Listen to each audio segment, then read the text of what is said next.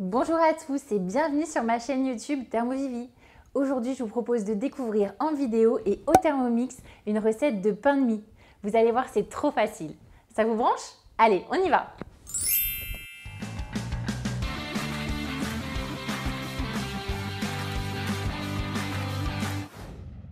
Alors pour cette recette, il vous faudra 430 g de farine, 100 g de lait, 140 g d'eau, 20 g de levure de boulanger, une cuillère à café de sel fin, 35 g de sucre, 30 g de beurre demi-sel et un jaune d'œuf pour la dorure. Pas besoin d'investir dans un super moule à pain de mie, un simple moule à cake suffira. Versez l'eau, le lait et déposez la levure dans le bol du Thermomix. Programmez 2 minutes 30 à 37 degrés sur la vitesse 2. Ajoutez la farine, puis le sucre et enfin la cuillère à café de sel. Programmez 5 minutes, bol fermé, sur la fonction épi. Au bout des 5 minutes de pétrissage, on ajoute le beurre. Programmez de nouveau 5 minutes, bol fermé, sur la fonction épi. Et voilà, la pâte à pain de mie est prête. On dépose la pâte dans un saladier.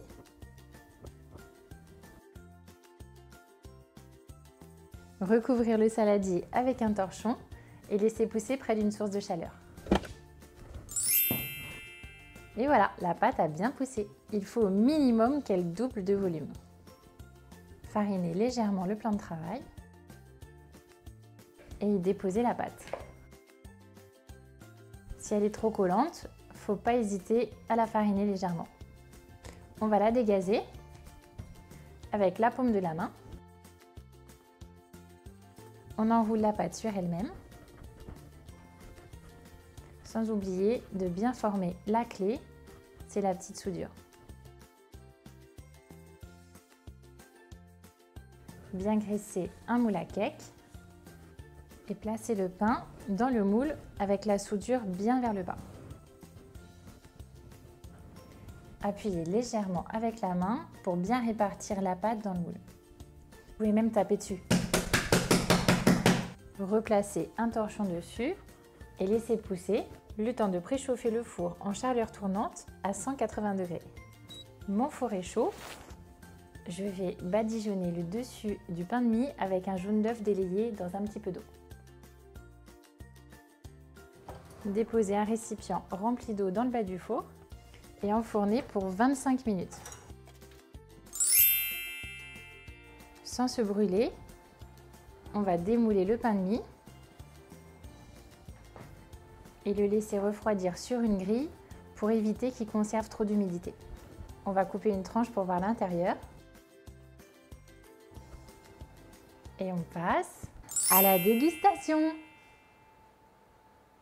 Je vais être obligée de me recouper une tranche, mais vous pouvez déjà voir que la mie est super moelleuse.